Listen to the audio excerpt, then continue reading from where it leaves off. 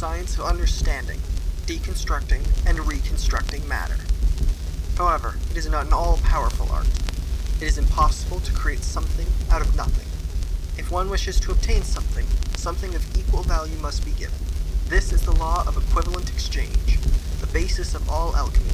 In accordance to this law, there is a taboo among alchemists. Human transmutation is strictly forbidden, for what could equal the value of a human soul? Thankfully, there is one particular loophole. Dinosaurs aren't people. Just like Yu-Gi-Oh! GX, it's time for some fossil fusion. Look at these beautiful bastards, an unholy combination of fossil halves. 4 fossils, 2 heads and 2 tails. Each head can be placed on a tail, but not with a head, making for 4 total combinations. A dragon tail, a dinosaur body, a fish head, and a bird head. You can get these Pokemon by heading to Route 6 and talking to the scientist named Kara Liss.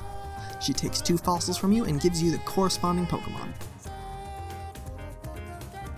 As I've repeatedly referenced, these are clearly made out of different Pokemon, forcibly fused together via their horrid reanimation.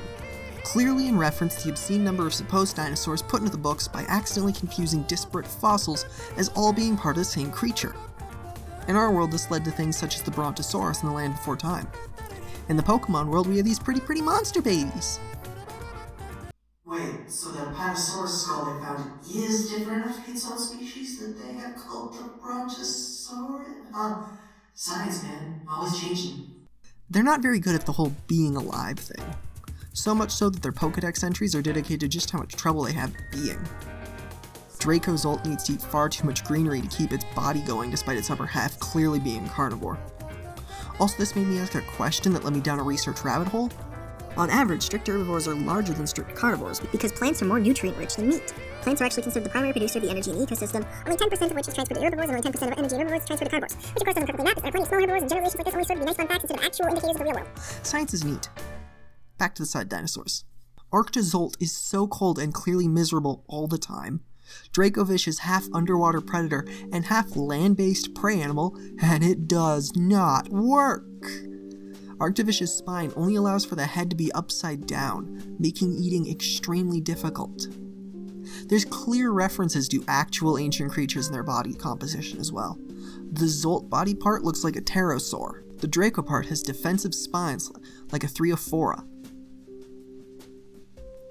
Bish looks like a Placidern or Mosasaur, and while the Arcto body part looks similar, its ice typing makes it more likely to be a Plesiosaur due to its ice type and the large number of Arctic Plesiosaurs. Why yes, I did used to have dinosaur bedsheets as a kid and a big fuck-off encyclopedia that went to all the different known dinosaurs with extreme depth. How did you know? Also, I still have one of the pillowcases from that bedspread, which I still use because it's a good pillowcase. Here's a fun fact that really describes how clearly wrong these Pokemon are. All 4 of these Pokemon are the only fossil Pokemon to not be rock type. If properly formed, they'd probably be Dragon Rock, Electric Rock, Water Rock, Ice Rock. You know, like a proper fossil. They're also incapable of breeding. These Pokemon are so wrong they can't be born, they must be made. Made by a woman named Kara Liss. Kara Liss. Careless. Whose attitude towards the whole affair can only be described as DGIF. Don't God a Friday. Wait, no.